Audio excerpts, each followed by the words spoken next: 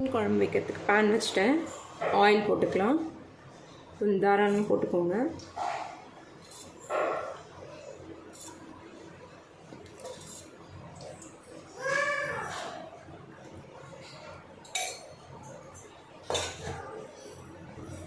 Oil நல்லா சூடாயிடுச்சு. வெந்தயம் கொஞ்சமாக சீரகம், சோம்பு, கொஞ்சம் 4 பெப்பர் ஆட் பண்ணிக்கோங்க. உளுந்து கொஞ்சம், லாஸ்ட்டாக கடுகு ஆட் பண்ணிக்கோங்க.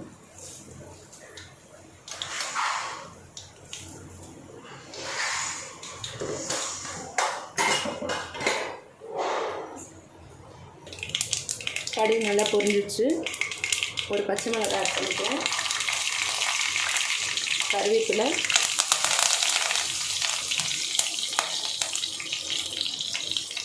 இஞ்சி, பூண்டு ஆட் பண்ணிக்கோங்க.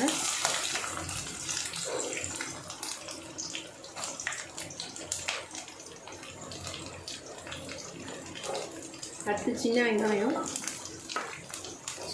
நல்லா டேஸ்ட்டு கொடுக்கும். அப்புறம் ஒரு பெரிய வெங்காயம் ஆட் பண்ணிக்கோங்க.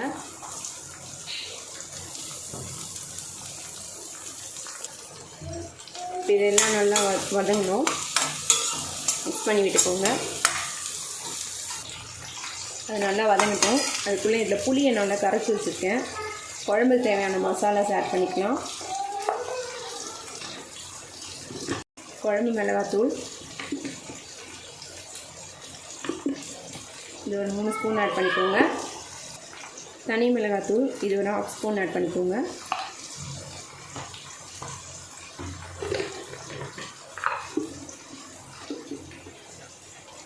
மல்லித்தூள் இது ஒரு 1/2 ஸ்பூன்.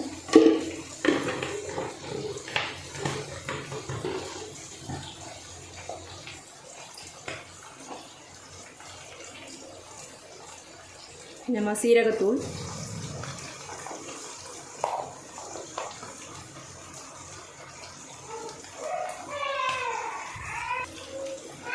மஞ்சத்தூள் கொஞ்சமாக ஆட் பண்ணிக்கோங்க.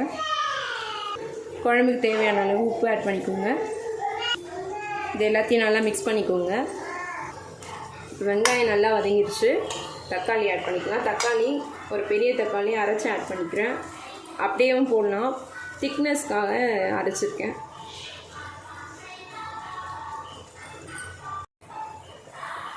இப்போ தக்காளி நல்லா வதங்கிடுச்சு. இப்போ கரைச்சி வச்ச அந்த மசாலாவை அப்படியே ஊற்றிக்கலாம். புளி தண்ணியோடு சேர்த்து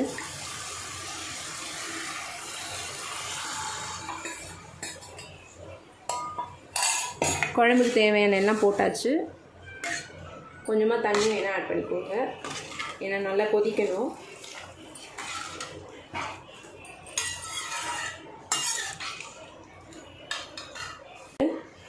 நல்லா கொதிக்க விடுங்க. சிம்மில் வச்சுட்டு ஒரு 10 மினிட்ஸ் நல்லா கொதிக்க விடுங்க. இப்போ என்ன ஸ்டேஜில் இருக்குதுன்னு பார்ப்போம். ஸோ குழம்பு நல்லா கொதிச்சுக்கிட்டு இருக்கு. ஆனால் இன்னும் அந்த ரா ஸ்மெல் போகணும்.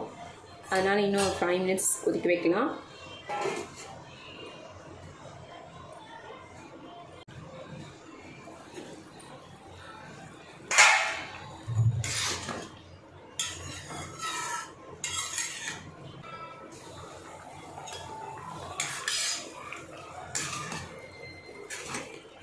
இப்போ நல்லா கொதிச்சுக்கிட்டு இருக்கு. வாஷ் பண்ணி வச்ச ஃபிஷ்ஷை ஆட் பண்ணிக்கலாம்.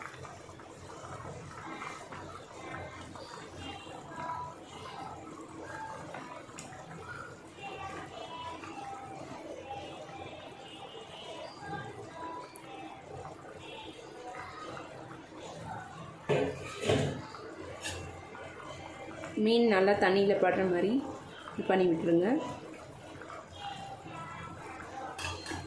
மூடி போட்டு கரெக்டாக 5 மினிட்ஸ் சிம்மில் வச்சு பண்ணிடுங்க. ஃபிஷ் குழம்பு ரெடி ஆகிடும். இப்போ ஓப்பன் பண்ணி பார்த்துடலாம். ஸோ மீன் நல்லா வெந்துருச்சு. மீன் குழம்பு ரெடி ஆகிடுச்சு. கடைசியாக கொத்தமல்லி மட்டும் கொஞ்சமாக ஆட் பண்ணிக்கலாம்.